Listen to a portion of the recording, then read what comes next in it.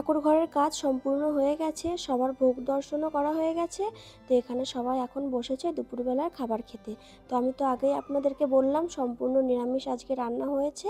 এটা হচ্ছে গোবিন্দ সেবা, ওই জন্য সম্পূর্ণ নিরামিষ। তো আমাদের ভেতরে এই গোবিন্দ সেবা হয় মারা যাওয়ার ৪৫ দিন পর। কাদের কাদের বাড়িতে এরকম নিয়ম আছে আমি জানি না, কিন্তু আমাদের বাড়িতে এরকম নিয়ম। দুপুরবেলা খাওয়া দাওয়ার পরে সবাই একসাথে এখানে বসে পান খাচ্ছে। এখানে যে যে পছন্দ করে সে সেই পান খাচ্ছে। আমি অবশ্য তেমন পছন্দ করি না, ওই জন্য আমি খাইও নি।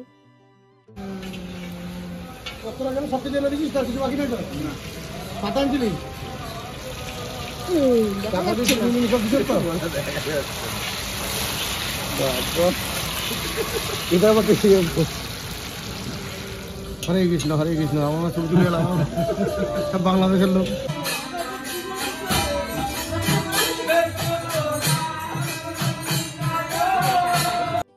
রাতের বেলা যেহেতু কীর্তন ছিল ওই জন্য অল্প কিছু আয়োজন করা হয়েছিল। রাতের বেলা ছিল লুচি আর ছোলা পনিরের তরকারি ছিল। আর এখানে দেখুন কয়লার আগুন ধরিয়েছে আঁচ। এখানে বসে বসে এখন গরম চা খাচ্ছি ঠান্ডার ভেতরে।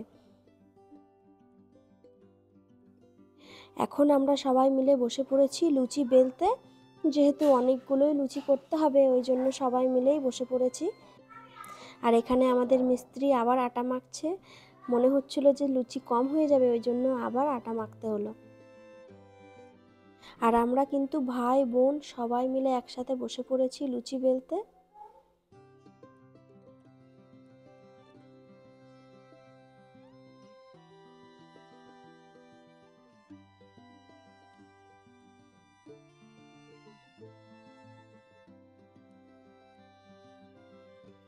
এদিকে লুচি ভাজাও একদম শেষের দিকে, আর কীর্তনও কিন্তু প্রায় শেষ।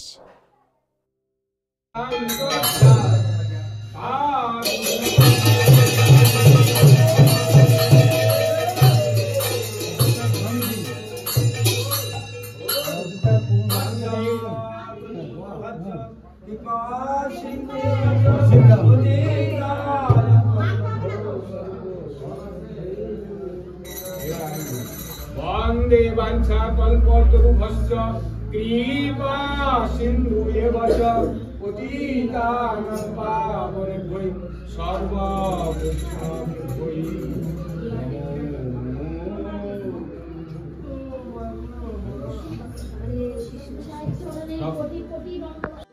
সব শেষে এখন সবাই মিলে এখানে খেতে বসেছে।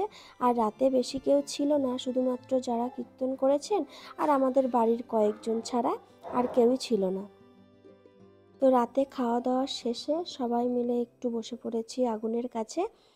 যা পরিমাণে ঠান্ডা পড়েছে, তো এখানে আমরা সবাই মিলে বসে একটু গল্পও করছি আর আগুনও পোহাচ্ছি। তো আজকের ভিডিওটা কেমন লাগলো অবশ্যই কমেন্ট করে জানাবেন। আর আমার চ্যানেলটিকে আপনারা একটু সাবস্ক্রাইব করে দেবেন। আর আপনারা কিন্তু কাকুর জন্য অবশ্যই একটু শান্তি কামনা করবেন। তো টাটা, দেখা হবে অন্য কোনো ভিডিওতে। আপনারা ভালো থাকবেন, সুস্থ থাকবেন।